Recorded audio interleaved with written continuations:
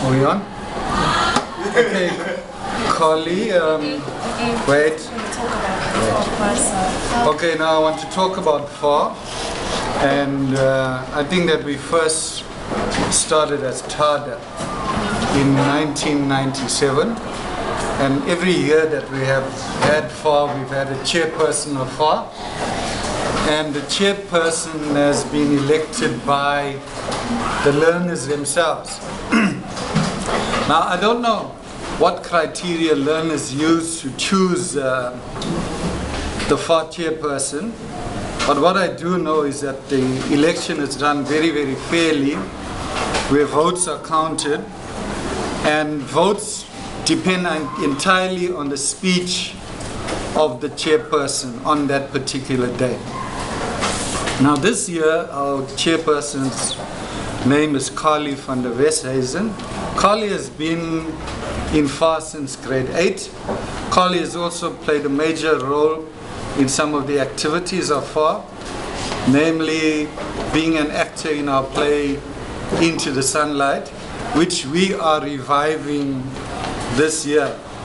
And what I can say also is that Carly, having acted in a play, will not have to do an audition, because she'll automatically walk into the play having had the experience. In saying that, there's a few questions I'd like to ask Carly. And the first one is, what were the things about you?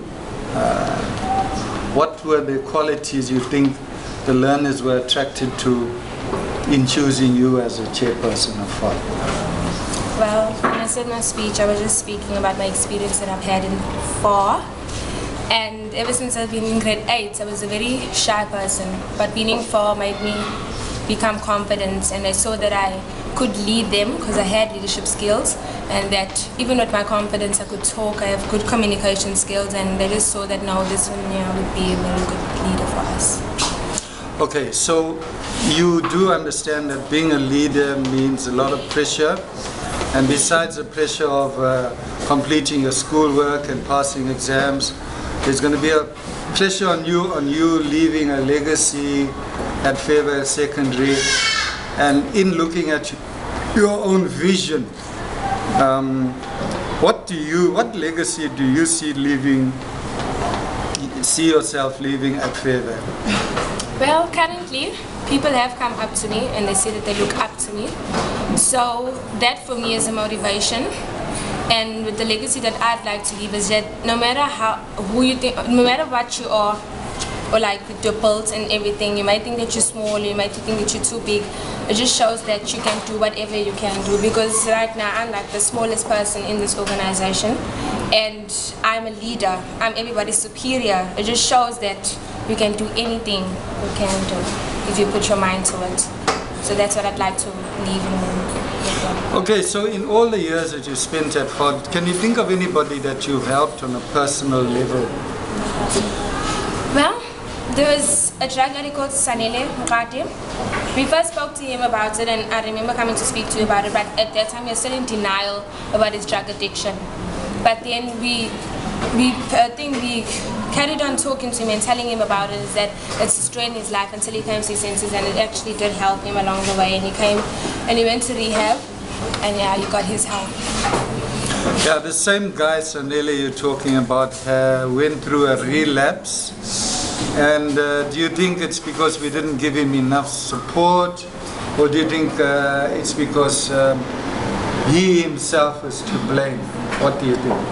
I wouldn't say that we didn't give him much support, because we were with him throughout the whole process. It's just that his friends, I think when he was going through that change of coming from a drug addict to a recovering addict, he should have at least changed his friends, because he smokes with his friends, and it's just like, I think his friends is the one that persuaded and influenced him, that something like peer pressure, because that's what I heard, that it was his friends that got him back into drugs. Carly, amongst your peers, or amongst the pupils that are on your committee, Do you see anybody else that's influential and that might play a major role in FAR? Are there any particular people whom you would say you look up to? I would say Praise is a very, he doesn't speak a lot, but when he does speak, it makes so much impact in someone's life. Even with you, I've seen sometimes when Praise makes a speech, you're just so attentive, and you can see that, no man, this person, he does a lot in you, and he just changes you just by the way that he speaks. So I think that Praise. Okay, so looking at FAR, what do you think, what changes do you think we should be making? What are the things that, when you look at the way we're doing things, you think should change? But I think should change. So I think the thing is, we don't have our meetings regularly, like how we say that we're going to have on a Thursday, a second break. I think that that should be something that we have to do, even if there's no rep call or something, but we know that there's a FAR meeting on Thursday, second break. That's the thing that I think we should change. And I think we should also have a lot of fundraisers where we come together and fundraise, because we need funding and stuff. Okay.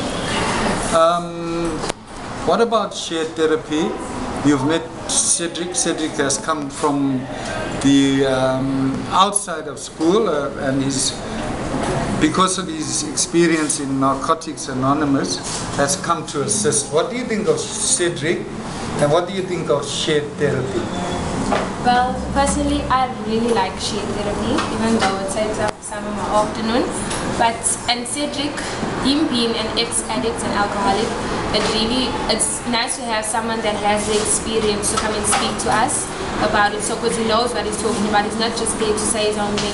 And with shared therapy, it also helps us with things that we have, but like maybe at home we have a father or a mother or uncles and aunts that are on drugs and alcohol, and we come there, we can express the way we feel, and something like could be lifted, we could feel light, because it's not good to bottle up everything. And shared therapy on a Tuesday, I really do enjoy it, and I encourage everybody to come, because it's really, really nice.